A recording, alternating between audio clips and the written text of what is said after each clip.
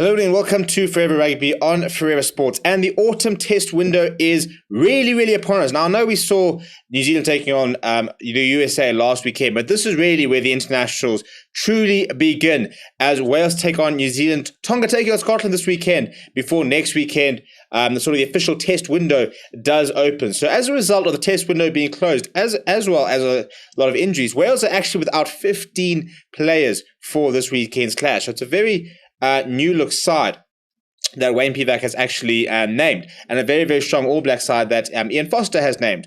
But before we look at the side, some of the interesting selections and sort of what we can expect from the game, please do subscribe to the channel as well as smash a like on the video. We will be live for this game. Dylan will be taking you through. I will not be here live over the weekend. I'm away, unfortunately, but I will be back live from Sunday night and probably from Monday. And next week, we're probably going to be doing more sort of midday shows. We're going to be looking at a lunchtime show as well. Going to try and get that running next week. We've got a Springbok announcement in the next early next week in terms of the team announcement for next weekend, so we can sort of get back into the rhythm of international rugby.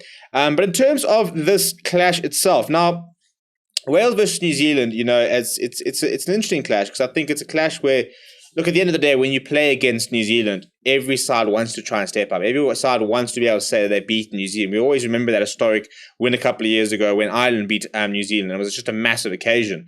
So it's always a game where a lot of teams do pick themselves up. However, Wales are missing a lot of players, and that needs to be taken into account. So already, because the test takes place outside the official test window, and as a result, your Premiership and your top 14 players are unavailable until Sunday, basically, or until Monday even, I think it is for some of them. The following players, as well as injuries, the following players are unavailable as a result of the test window. Dan Biggar, Talapo Faletau, Louis Rees-Zammit are all unavailable for this weekend. So, that's already your starting fly half, your fullback, not fullback, your eighth man, and, your very bright and upcoming wing. Now, in terms of the rest of the squad, injuries have ravaged basically this entire squad, and as a result, this is sort of some of the players they're also missing.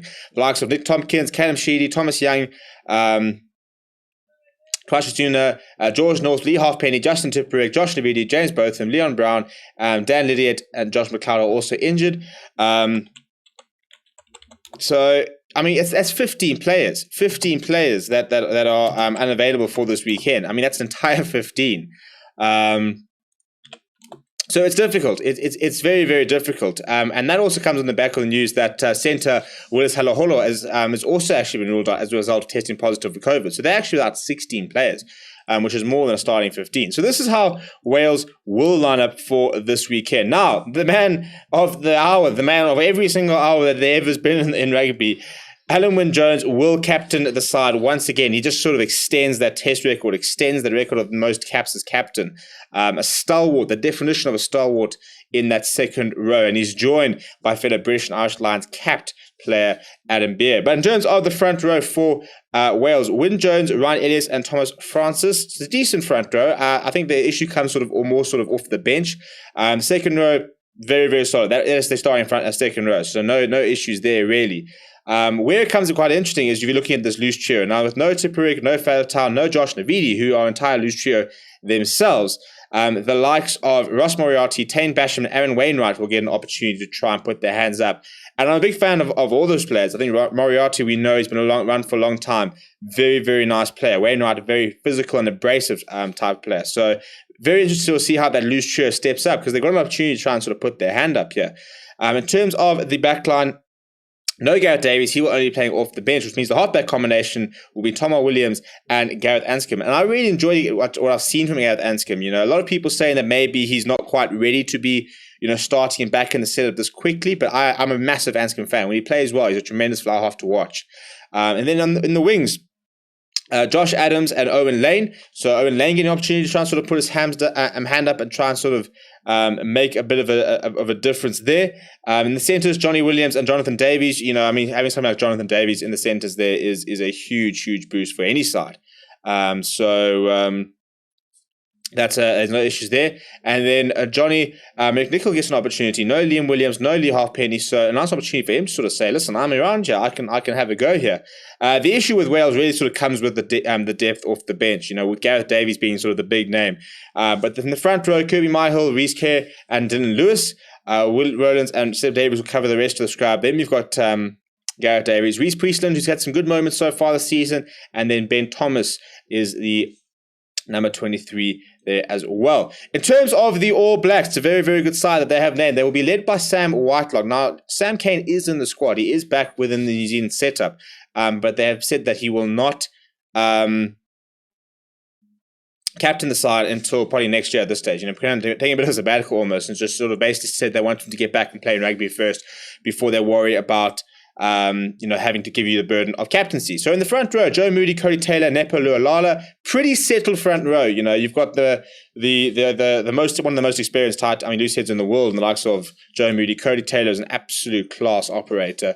In the second row, Brady Retallick and Sam Whitelock. There probably isn't a lock combination better than them in the world. Maybe on their day, even Etzebeth and Lutiaga can match them, but they are really, and if you look at Wales as well, Adam Beard, Alan Wynne-Jones, so some pretty legendary names in both second rows there. In terms of the loose trio, Ethan Blackadder gets to start on the number 6 jumper. He is joined by Dalton Bapili and Artie Severe. Artie Severe is just such a versatile player, plays all across that back row. So playing an 8th man this weekend, I'm interested to see how he goes there. Obviously no Aaron Smith for this tour, so TJ Perinal gets a start, and he starts next to Bowden Barrett, who's got Richie Mo'unga breathing down his neck, but is being rewarded for some decent form. Interesting to sort of see how that develops, and whether they one of them they sort of chop and change, or what's going to happen in the upcoming test as well. The rest of the back line, Rico Arnie, Will Jordan are the 2 wings, David Havili and Anton Leonard Brown sort of rekindle their centre partnership, and then Geordie Barrett, who's been really, really good for the All Blacks this year, and will probably have the kicking duties as well at full back. Off the bench, no Dane Coles, it will be Samasoni Takahawa in the number 16 jumper. Carl Tuna Koafe and Tara Lomax will be the 2 props on either side of him off the bench. And then Tupou Vai, Akira Arnie, Brad Weber, Richie Mo'unga, and Sevu Reece. To be able to bring on Brad Weber, Richie Mo'unga, and Sevu Reece is quite frightening, really. No space for Damien McKenzie, which just sort of shows you the depth you even have. And Damien McKenzie really was the one pulling all the strings you could possibly pull up against the USA last weekend, but he does not find a spot in the 23. Obviously, you got to back New Zealand, don't you? You're looking at the side. Couple of big names missing for Wales, and something like Ken Owens, who I forgot to mention. He's obviously been ruled out as well.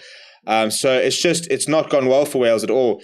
And it's very close to a full strength New Zealand side. There aren't too many. Obviously there are a couple of changes that come into the side, but overall it's a very much a mainstream squad. For example, without 16, 17 absentees, which is what Wales currently have at the moment. So you got to back New Zealand to get the result, but hopefully Wales can. It's opportunity, isn't it? When you're a player that comes up against the second best team in the world, as they are currently ranked, you've got an opportunity to try and put your hand up and say, if you perform well against the All Blacks, you perform well against like a Springboks, that's what gets you noticed. Those players who can take the game up to another level, up against the best. So let me know what your score predictions are down in the comments below. Please do smash a like on the video and subscribe to the channel as well. My name is Stephen. Thank you very much for watching, and I'll chat to you soon.